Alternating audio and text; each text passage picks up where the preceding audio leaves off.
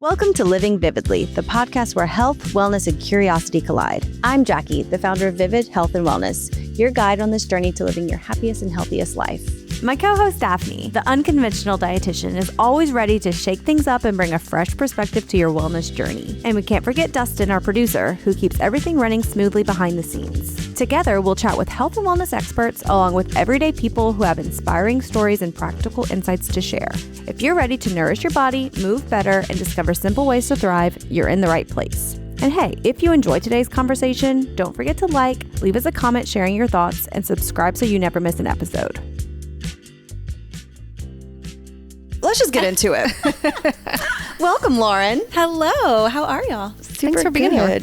We're going to talk about what a modern marriage looks like. Absolutely. I can't wait. So what does that mean, modern marriage? Because marriages have been around for centuries. To me, what a modern marriage is a marriage that is able to renegotiate roles, responsibilities, values, and be really flexible with all of the demands that we have going on in the 21st century.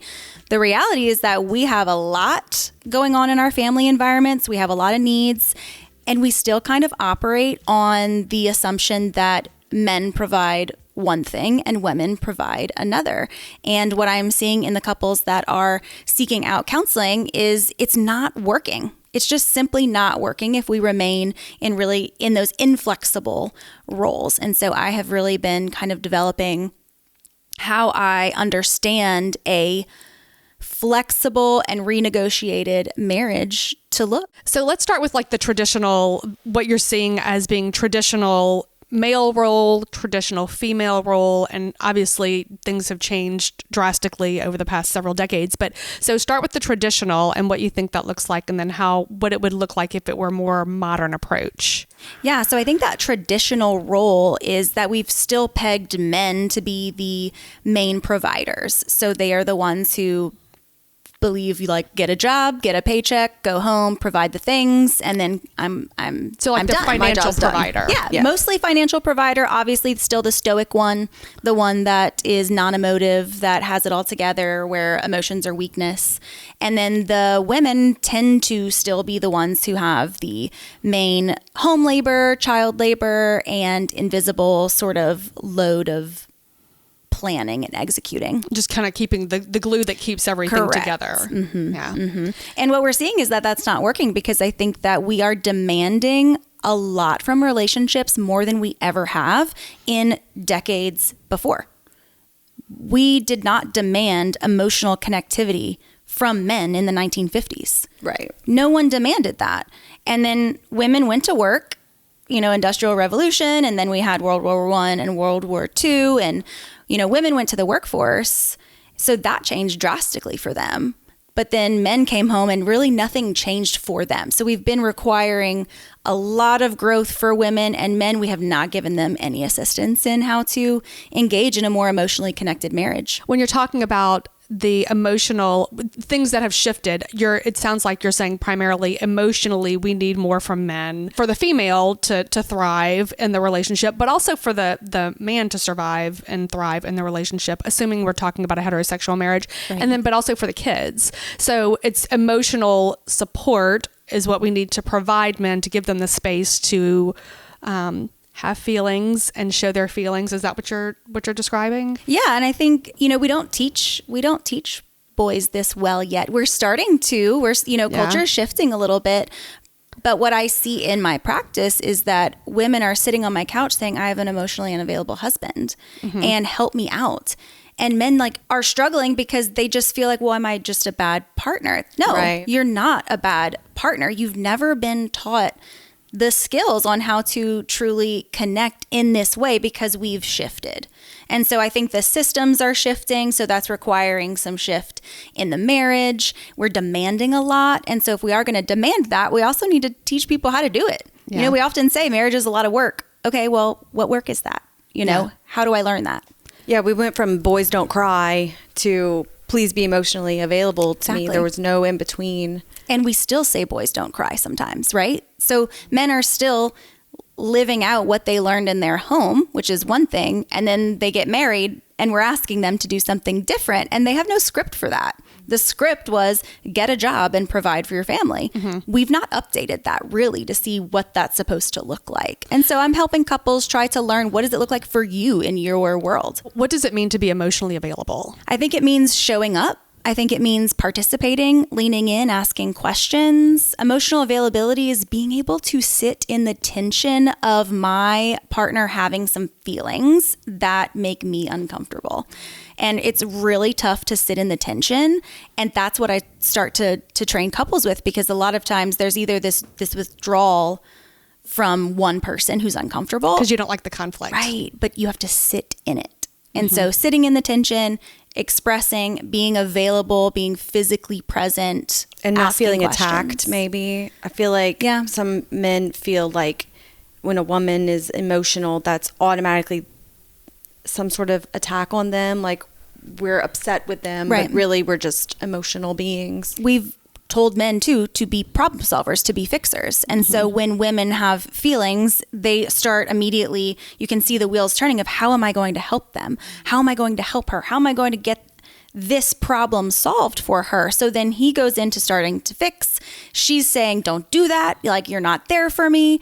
And they're just missing each other because the system is really the issue here, not the people. It's really the system. And to be fair, this plays out in, all relationships, not just necessarily heterosexual, cisgender relationships.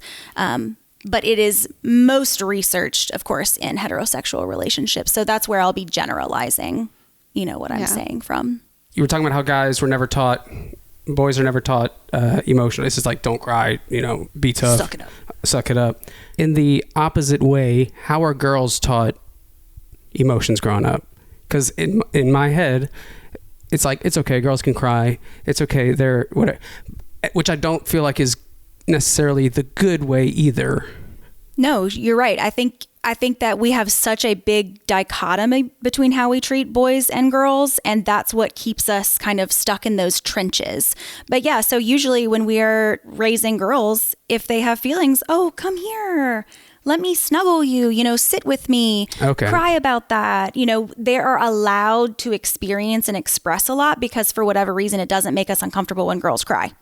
But then when little boys fall down or when they get their feelings hurt from a friend, we often say, all right, like, I hear you, I see you, but like brush it off. You're all right. You're okay. You'll be fine. Right. I feel like they don't have that same level of, okay, I can help calm you. I can help soothe you. We can do this just together. Like holding space for them to have an emotion instead of suppressing it. Right. And we're getting better. We're getting better at this. And so men have evolved a ton. Women have evolved. We're doing the work. But I do still think that sometimes we're stuck in this system where our marriage, we're still trying to make it function like a 1950s style. And that's where the upgrades need to happen. That's where that like modern flexibility and renegotiation about who does what still needs to be in conversation in your home. And so every home is going to look different. There's no one script for a modern marriage. It's going to be, what works for you and how do y'all show up for one another? Yeah, because I live in a pretty traditional home in the fact that I don't really work. My husband brings in all the income. I do all the domestic. But we still have that modern flair. We still live in 2025 and we still exist in this world and we still communicate, which is different than in 1950s. And he comes home and loves and respects me. So yeah, it's going to be different in every single home, whether the woman works or doesn't work. And and it's really, to me, a modern marriage is not about working or not working, or, a wife can absolutely stay home. It's more about, are we showing up in more ways than just being a financial or physical provider? We have to show up for each other in ways that say, I want to build a value-based life with you. Do we have goals and plans for ourselves? And we didn't have those same conversations when it was about just needing to provide and survive and wake up the next day and do it again. So we've had a lot of evolution. And so it is meaning that we're kind of reshaping this system as well. Because it clicked in that it was very individual back then. It was women do this, guys do this, come home in your same home that you decided to get married and live your life together in, but there was no real communication about life or what actually makes you happy or what you would like to do. Yeah, I feel like the traditional like image that I have in my head is in 1950s, the man would come home from work, get his meal, and then go fall asleep in the recliner. And there wasn't a lot of interaction and emotional connection. Exactly. And that's probably a generalization. I'm sure there were some marriages that were more emotional. But yeah, that's definitely the image that I have in my head. Absolutely. And what you're speaking about too is that we came home, we did our own things, all that fun stuff. That's what affairs were for. Yeah. And so we are not okay with that script anymore. Like, people really did go out and do all of those value-based fun stuff, emotional connectivity. They do that with an outside partner. Other people. Not with their home. And so what I'm saying is, like, we demand it all. We want an emotional partner. We want a physical provider. We want a lover. We want a parent. We want a regulator. We want all the things. So if we want all the things, we're going to have to learn some more skills to get what we want. I think what we want is great. It just means that we've got some gaps and some things to.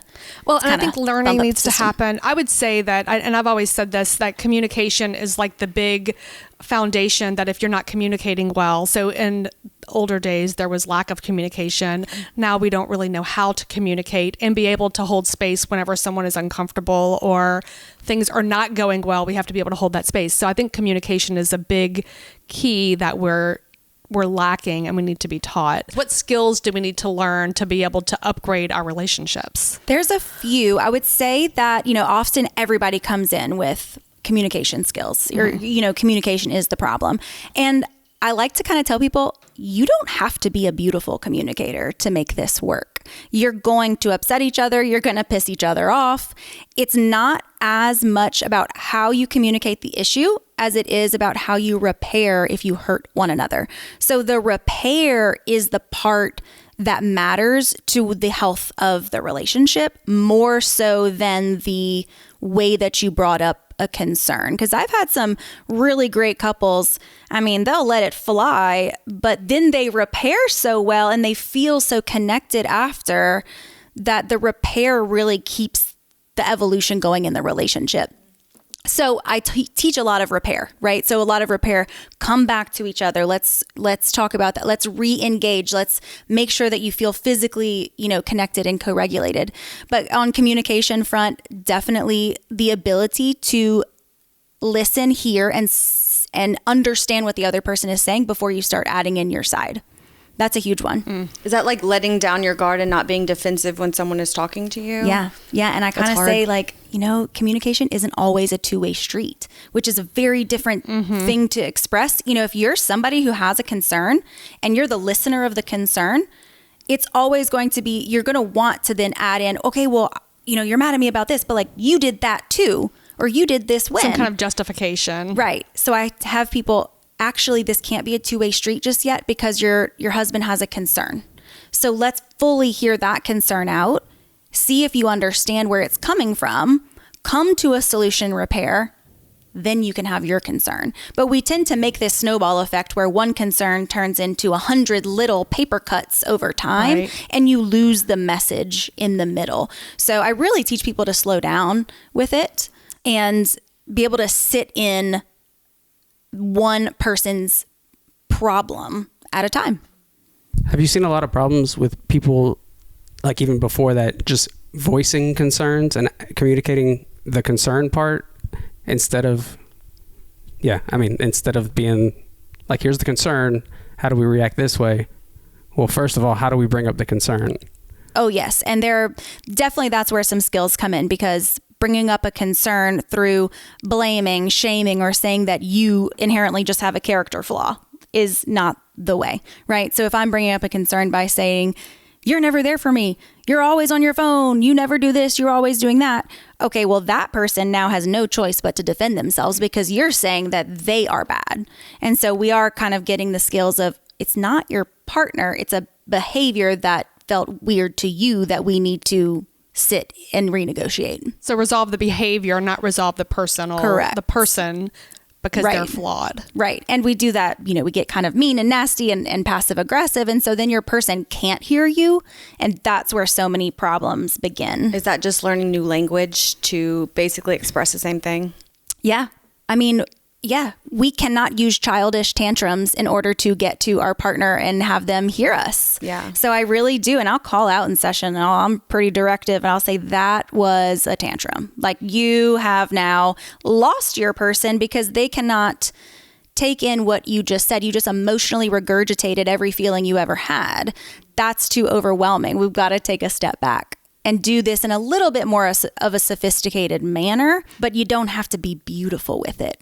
We just have to learn how to address the problem and not that the problem is the person. Yeah, something that my husband and I often say is, or we try to practice, it's not me against you, it's you and I against the problem. Absolutely. And that little mindset, even just being mindful of that, helps get us through miscommunications or arguments. It's like we're on the same team here. Like Right. we're not trying to fight each other. We're trying to be in a good relationship and just have a happy household. We're not trying to go to war against each other. Absolutely. And oftentimes that literally is it. It's you and me against the pattern that we get stuck in.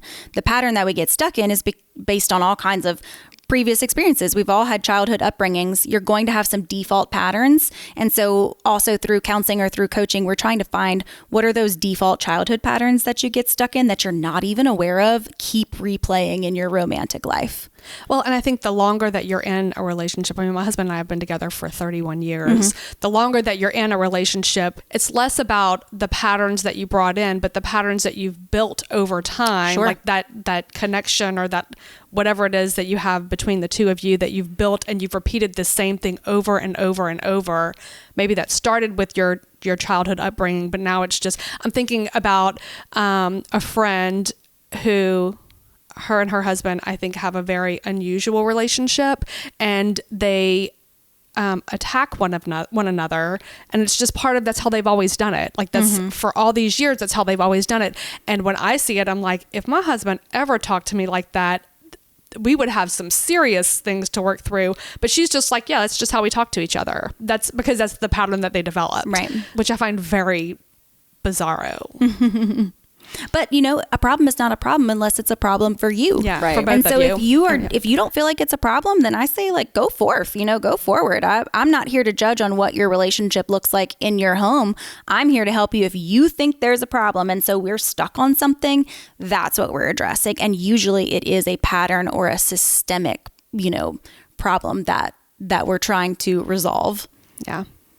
How did you get into this?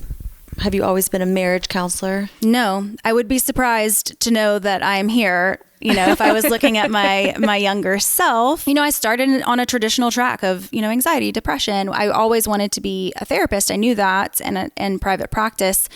Over time, I just felt so invigorated by couples work. I absolutely love the conflict and the drama, and I am very active and directive. I like to educate. I like to participate. And so I'm really not yeah, okay, sure. Tell me how you feel about that, kind of therapist. I want to dig. I want to get in there. I want to get with you. I want to help you practice.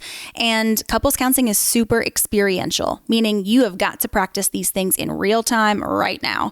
And so I think it just fits my personality. I'm super directive. I'm energetic in session. I'm like ready to go. I'm ready to talk about the hard stuff. Like I kind of want to get in there and make you uncomfortable a little bit so that you can push into a new frame.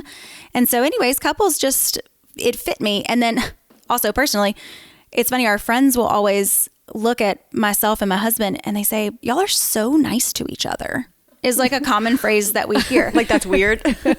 Like, what? How? And I do think we have some kind of special little sauce. And so I've always tried to sort of organically figure out what is this like special sauce that we have? Why do I love this work so much? There's just building a relational life feels so valuable to me for us, for our communities. If we can be relationally healthy, we can create communities that are healthy. We can create Right. systems, worlds, politics that are healthy. And so to me, it's like, it's my one little step into how I can transform the world. Oh, I like that a lot. One little relationship at a time. Well, and as, like you said, as a relationship is, if you're in a healthy relationship, then you can be the best version of yourself. Right. Personally, it helps the relationship and then kind of branches out into the community. Our kids too. I mean, if Yeah. there are children involved, Absolutely. helps them to see what a healthy relationship looks like. Yeah, I mean, that's the foundation of our society is being in community and having relationships. I'm pretty sure even the cavemen coupled up. Absolutely, it they was did. just, we rely on each other for survival. And if it's a happy, healthy dynamic, then that's amazing for everything. And Right. I think we were talking before we recorded your relationship affects so much more than just your little family. It helps your physical health and just everything. Yeah, I was just talking to a new client who had said that she just went to her doctor. Her relationship is so chaotic and on the fritz at this moment that her own stress hormones, her cortisol levels, I mean, she's being medicated for something that now is really a relational origin because of how complicated and stressed they are. And so it's like, man, that really is holistic. If you think about taking care of your relationship or always just sort of checking in, making sure it's as good as you can get it to be or how you want it. So how do relationships change whenever a child is brought into the picture? Well, there's the way that they do change, and then there's the way that I want them to change. Okay, well, So so those let's are see two what you see different first. things. Yeah. What you see Yes. is actually happening, and then how we could shift the focus a little bit and make it better. Right. So what I see frequently is that a marriage has this big shift where we were the center of each other's world, and now this new baby is the center of our world, and then not ever being able to shift back to us. So we put so much emphasis on the child, and usually it's often, mom or primary caregiver is really putting all of herself into the child. And then one partner kind of feels slighted or left out. Then we're losing each other through that. And so then there ends up being this big sort of chasm or trench that's built between two people over time when the only thing we're doing is filling the cup of the child, but we're not filling our cup. And most people function from a child first sort of system. And I teach otherwise, which seems odd, but I'm like, your child doesn't come first. And people are like, oh, what do you mean? How could you dare? Yes, they do. Neglecting your child. Actually, you and your spouse come first. It has to be that way. If you're pouring into your child, you're never going to be regenerative in that. I use the example of like a champagne pyramid, right? So if you've got the cup on the top and you're filling up the champagne pyramid, and then it all like a fountain sort of flows down. Well, if you're filling up your child at the top, the essence of being a child is that you are a bottomless pit. You are here on earth in order to receive. Children receive. That is their role, to receive information, to receive love. It is the adult role to provide, right? And so if you are providing into a receiving cup, that vessel can never overflow into the family because the child is designed to receive from you. They're not designed to give back. We need to fill up each other's cup as the grown-up, then fill down to the children because the children are then going to receive, right? So it has to be a system that needs a feedback loop. So if you're only filling into the child, well, now that's a bottomless pit because that's how it's supposed to be. But we need to fill into each other so that then we can receive and children can receive too. That's an interesting way to describe it. My husband and I we have one child and he's 17, which is still weird for me to say that. He's the best. I don't even know him, but he's the best. We always get a story about I know. Well, and so this isn't necessarily a story, but he started driving himself around, so he doesn't need one of us to cart him around anymore.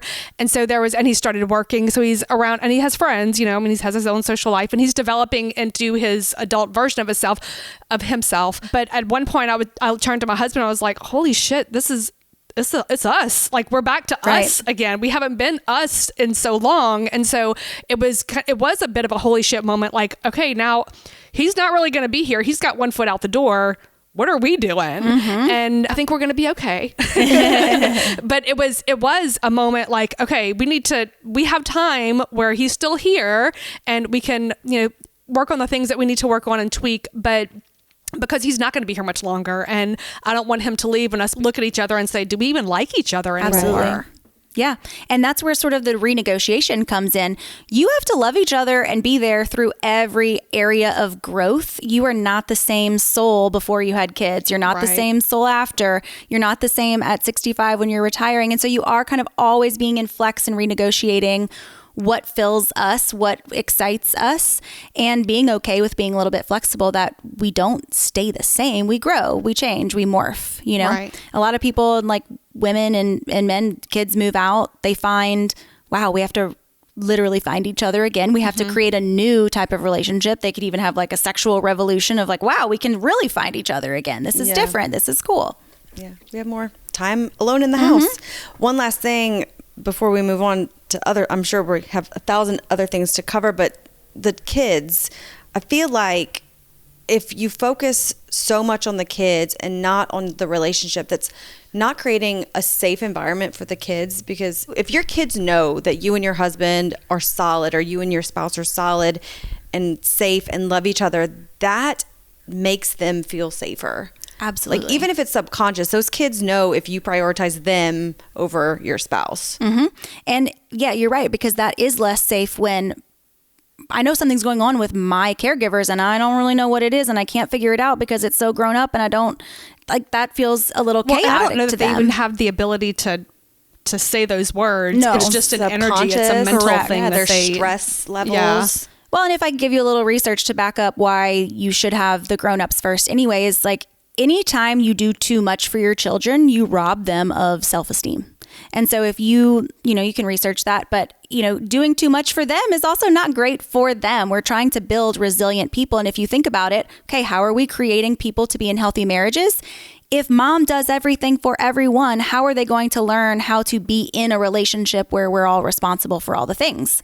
And so we want men to do all this stuff. Well, we need to give them room to do it. We want women to be more like this. Well, let's give them room, the girls to experience it. So, if you back off just a little bit with your kids and you reorient towards your spouse, it's good for you and for them. I need to stop doing as much for my kids, actually. That's probably the thing that I'm holding them back for. So I'll try to get that better. But you mentioned sex after your kids leave. One of the first times I interacted with you on social media, you posted something about being a sex-forward therapist. Yeah. What does that mean? Yeah, I kind of coined that for myself because while I'm not a sex therapist, in couples counseling and couples coaching, you absolutely are going to be talking about sex. There's no way to avoid physical intimacy or emotional intimacy with a couple without being able to address sex. And what I realized with couples coming in, I'd often see couples after they've already seen another therapist and they say, well, the things that went wrong with the other therapist is that we fought for an hour and nothing happened. I left worse than I came, and we tried to talk about sex and they told us, no, not here. Like, you talk about that at home.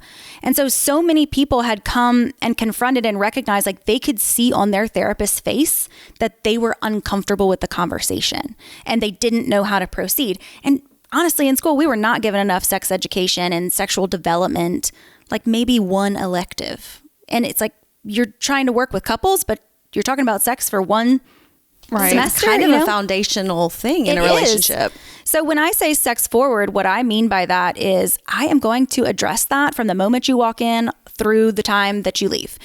It can't be a taboo topic. And so I present myself as being very comfortable with sexual conversations. And I do that day one so that people feel like, okay, I can breathe. I can let down my guard. I can talk about anything I need to talk about here. This isn't scary. So I say, look, we're going to assess that now, later, in the middle, at the end. It all is cyclical. It all matters. I feel like if you're having trouble in that area with your spouse, that's probably indicative of something more emotional. Like, if you can't open yourself up emotionally to someone to be intimate with them, that's probably a symptom of something bigger. Absolutely. And so a lot of times people come in saying like, well, I don't have any desire, our sexual relationship is struggling. Well, probably your sexual relationship isn't struggling in a vacuum. It's not the only thing that's a struggle. There is some other emotional struggle that's going on, and then it reinforces the system, right? And so, yes, there's always something at play. I don't feel comfortable when you haven't touched me all day. We haven't touched each other physically, like on the hand, until the moment we lay down, and that just doesn't feel right for me. Yeah. And so I'm really kind of also training couples, how can we be a more, intimate partner in ways that's outside of the bedroom, because that translates to inside of the bedroom. And also it just helps you to be in a more safe and secure relationship overall. Yeah, I think everyone wants their hand held or to be hugged or caressed. So what are some of the biggest challenges that you see come in? I mean, you mentioned kind of the intimacy, but other sex challenges that people have that are causing issues elsewhere? Oftentimes, if it's not just, okay, well, I want to be more emotionally connected in order to have sex, the sexual challenge is usually about, we have a very big difference in desire. So we talk about, one person wants to have sex more than the other person does. And then they start to get in this battle of, are you saying that you don't want me, or I'm feeling abandoned, but and then the other person saying, but I just don't have the drive. And so then there's that sort of push pull where instead of fighting the thing that's the problem, they kind of start fighting one another. And so then you get into systems where one person initiates and then they say no, and then they pout and fuss about it, and then we get into this whole kind of thing. So oftentimes a difference of desire is a huge common thing that couples will come in with. And again, there's usually more problems than that, but that's often a sexual concern that I have to do a lot of re-education on and evaluation of. Or even back one step of the person doesn't say no and does it just so they don't feel bad at the end. And I feel like that would make it even worse. Obligatory. Yeah. And that's not sexy sex, no, that's not fun. Obligatory sex is not fun sex. I feel like that, That's even the if you're title. obligatory sex is not sexy sex. It's not, It's a lot of sex in that title. Not only just indicative of problems though, but I feel like as we age, our desires change, or our level of desire changes after kids, probably on both sides. It's not just women.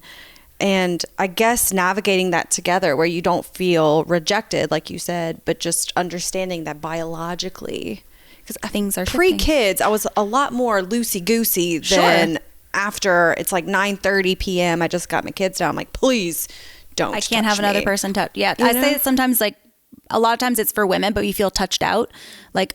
There's been so many children around me that please do not touch me again or need me for anything, right? Yes. And I talk about it as there are accelerators and there are brakes. And so you have to kind of figure out what are your accelerators to possible sexual interactions versus what are your brakes.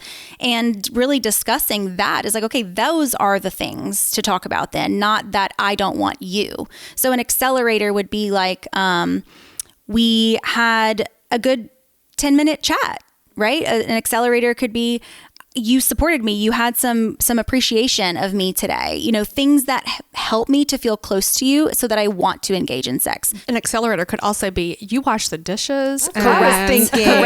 And I didn't even have to ask for it. Correct. I mean, you just wash the dishes and so we're good. So that gets into breaks, right? Because a break is, there's dishes in the sink. The house is a mess. I just did the kids all by myself. What if they open the door, right? So a break is all of those things that might fill your brain or your head of why I can't. And so it's really about working together as a couple to adjust each other's brakes and accelerators. It is not my sole responsibility to only adjust my brakes and my accelerators.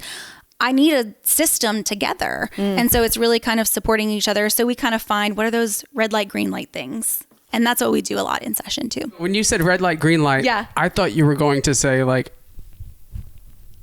put lights somewhere that you can ready to go. Should we do that again? Because no. That's like my daughter. She has the little octopus on her bed. If it's you turn it inside out, if it's smiling, and the other way, if it's frowning, you'd be like, on the bedpost, like a happy octopus. Like have dirty, clean dishes like that you can slide. Yeah. Would that not work for good to go or not good to go for sex? No, I would say that's your thing, different. you know? I guess. Yeah. I want to talk that's your- about fighting well. Okay. Before we move on from the sex topic, I do think that a very common myth is this issue of desire. And I really do a lot of education that we think that desire should just be this sort of spontaneous, okay, I just like feel this burning sensation for you. And the movies make it look like that. And everything that's makes how it look like early that. on in a relationship. 100%. But that's when you're symbiotic, meaning that the whole point of a new relationship is to be totally enmeshed with one another and just like lovey-dovey and everything. Matters. Yes. Oh, we're enthralled. It's like a drug, right? Well, that can't withstand the test of time, and that is okay. And so that's what the relationship growth and the development of a relationship looks like. And so desire, I always talk about, is it is not that you should have spontaneous desire all the time. Right? Spontaneous desire is for the beginning of a relationship. It's a lot about responsive desire. How and what can you do as my partner and me as myself in a way that I want to respond to you? Mm-hmm. So yeah, maybe like snuggling up and reminding myself, oh gosh, I do like, snuggling next to my partner, and yeah, the house is clean. Like I can respond sexually, but I am not supposed to just be spontaneously sexual. And we make that into a pathology, I think, culturally, that we are just supposed to spontaneously be ready for sex all the time. And I will say men are often more ready because like you can say sex and they're like, cool, ready to go. Women need a lot more narrative. They need a lot more responsiveness, but also a lot of men do too, because they've been conditioned to believe that they're supposed to be ready to go at the drop of a hat. And some men are also very responsive, desire people. So just know your desire isn't a problem and it's not a pathology. It probably just needs to be renegotiated in how I always say like foreplay is from the moment that you have one orgasm to the moment that you have the next one. And that's a John and Julie Gottman quote. And they're like, everything that you do is foreplay. Yeah. So you better make it good.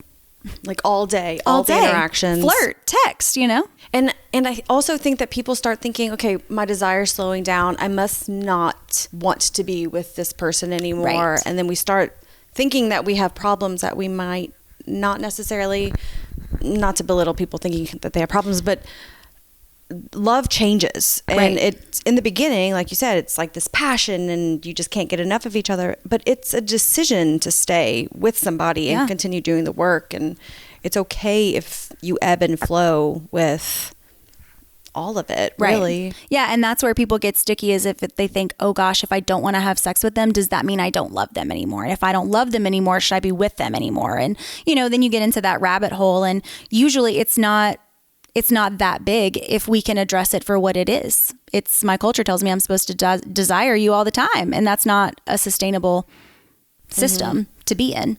Especially not in a modern marriage where we have other things going on. Yeah. I would imagine too, once you start with that question of, should I even be here anymore, that you can always find a gazillion reasons. It's the self-fulfilling prophecy, you can find reasons why maybe you shouldn't be there, where if you frame it as what is going to keep me here and how much work do we have to do, but I still love you and I still want to be here, then you find reasons that you want to stay. Yeah.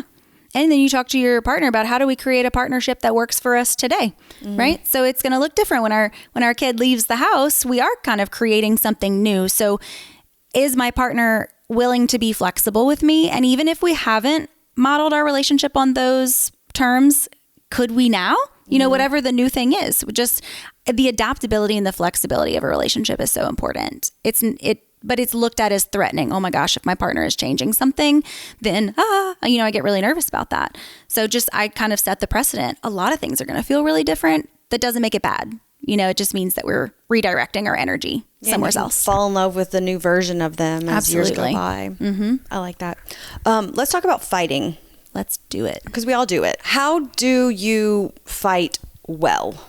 Like how can we fight where it's not causing permanent frays in the relationship? Is that a thing?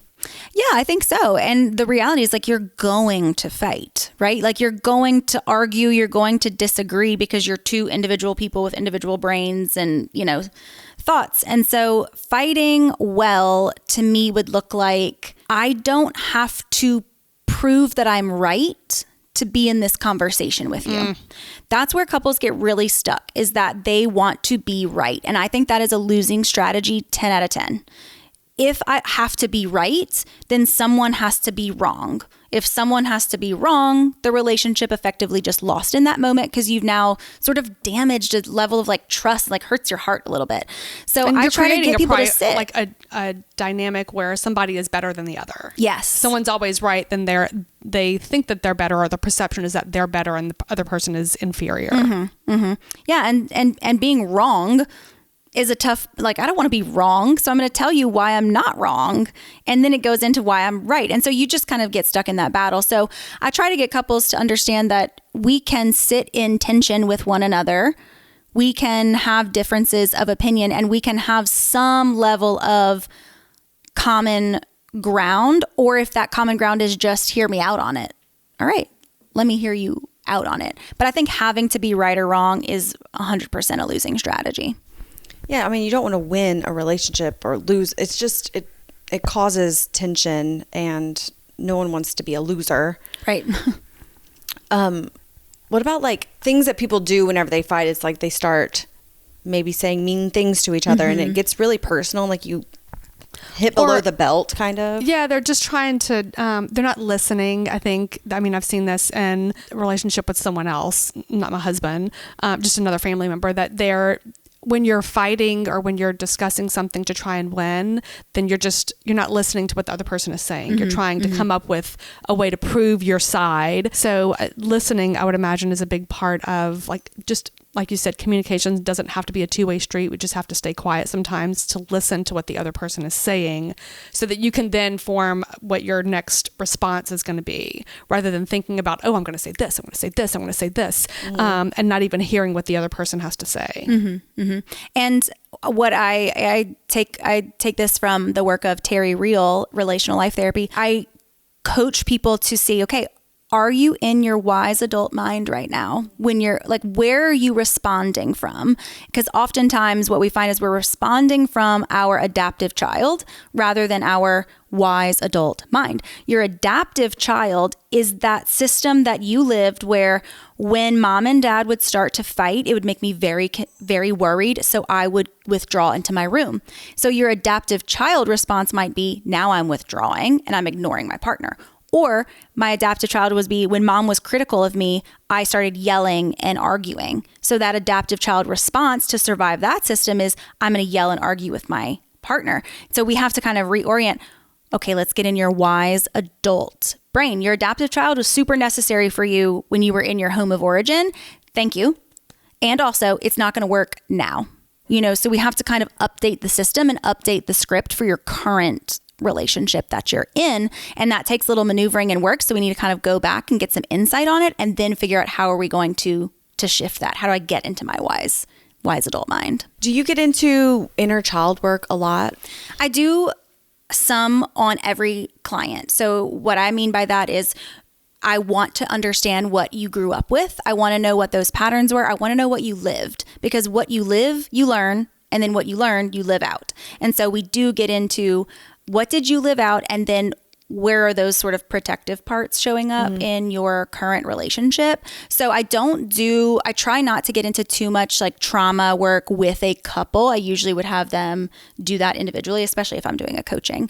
But yes, I think that it's important to understand where you came from and what's showing up, and what childhood part is showing up, what protective part, and what is your full, real adult self really begging of you right now. And when you work with couples coaching, do you see them individually, separately, or do you only ever see them together? I will do some individuals if they need a particular practice on a skill, so I try to do a lot together because I want them to experience some insight in front of their partner. But sometimes somebody might need a little extra oomph, extra help. And that's the beauty of the coaching world. Like my husband does some of the coaching with the men too, because he's a great communicator. And so there's lots of options to be able to integrate that. Okay. I like that. I'm glad that he does that with you, because it kind of gives a male perspective so that a husband doesn't feel like it's just coming from a woman. Right. Because it can feel like that. I mean, we're trying to tell men to be different a lot of times, but I also am like, women, we got to do better too, because we do this sort of emotional regurgitation, and it is so toxic to a relationship if you just like let everything fly all the time. Well, that is also not helpful. Right. So yeah, it gives a different perspective. I'm assuming most of the people that are coming through your office are married or in long-term relationships and having problems. Is this something that you would recommend people start doing on the front end of a relationship? Like, obviously there's premarital counseling that you can do, but if you're in a happy, healthy relationship, would you recommend someone just getting a marriage coach? I think that it's helpful. I think that if you are two people who are often checking in with one another and you're often renegotiating, if there is that level of respect and support to renegotiate and be flexible, you might not need it. But as the moment that something really becomes a problem, and if somebody is unwilling to address that in the home, that's when you absolutely need to seek outside support, is if we can't figure out how to address a thing between us. But if you think you're doing well, I'm not going to tell you need it. I think it really is a personal decision. I have a personal therapist, but my husband and I have never done couples counseling before outside of pre-marriage work. But we have gotten so skilled, and we didn't start out skilled, but we have gotten skilled. Like I used to threaten like, okay, I don't like that. Are we going to stay together? In the beginning of our relationship, I would have been that I'm going to threaten you. And then he would be anxious and, oh my God, and try to save face. And it was not great, but I've lived it out and we've kind of found our system. And so it works for us.